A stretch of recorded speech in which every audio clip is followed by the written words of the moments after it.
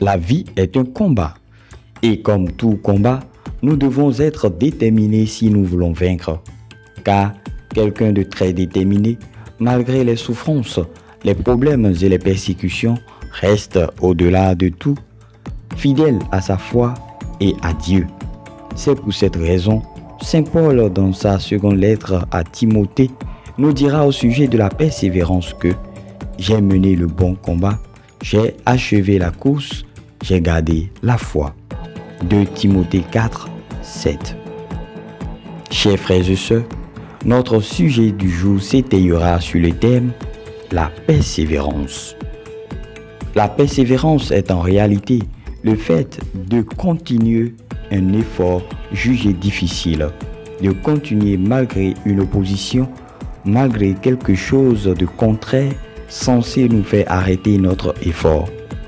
La persévérance est donc en rapport avec un dépassement de soi, pour dépasser un obstacle qui se dresse sur notre chemin et qui légitimement devrait nous faire arrêter notre course. Cependant, il nous faut retenir que plus nous persévérons dans la vie chrétienne, plus Dieu nous bénit et nous permet de continuer à persévérer. Le psalmiste nous rappelle que la persévérance dans la vie chrétienne est porteuse d'une grande récompense. Si nous respectons les commandements de Dieu, la récompense est grande pour notre âme. Psaume 19, 11. Nous aurons la paix du cœur, une conscience pure et serons pour le monde un témoin plus éloquent que de nombreuses paroles. Dieu éternel et tout-puissant, que ta grâce nous sanctifie tout entier, afin que nous soyons persévérants dans notre vie de chaque jour. Père Saint, bénis-nous, au nom du Père, et du Fils, et du Saint-Esprit. Amen. La persévérance, c'est ce qui soutient notre foi.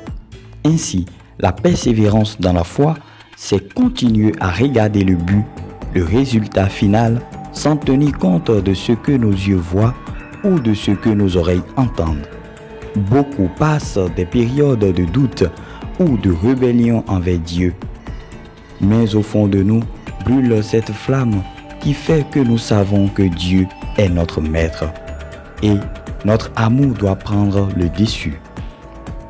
C'est pourquoi nous pouvons dire en toute assurance, le Seigneur est mon secours, je n'ai rien à craindre. Que pourrait me faire un homme?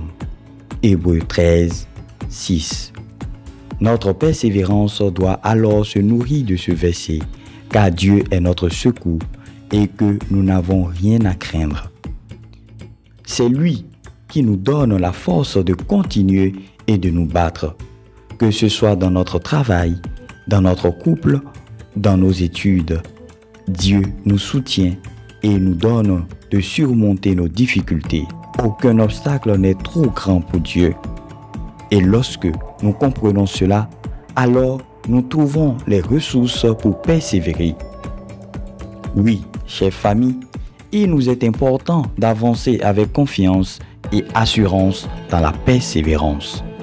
Ne perdez pas votre assurance, grâce à elle, vous serez largement récompensé car l'endurance vous est nécessaire pour accomplir la volonté de Dieu et obtenir ainsi la réalisation des promesses. Hébreux 10, 36.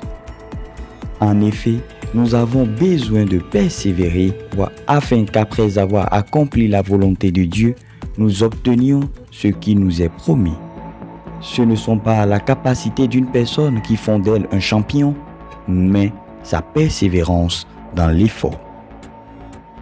Que le Seigneur nous accorde la grâce de la persévérance en toutes choses et que son secours habite notre vie pour toujours. Amen.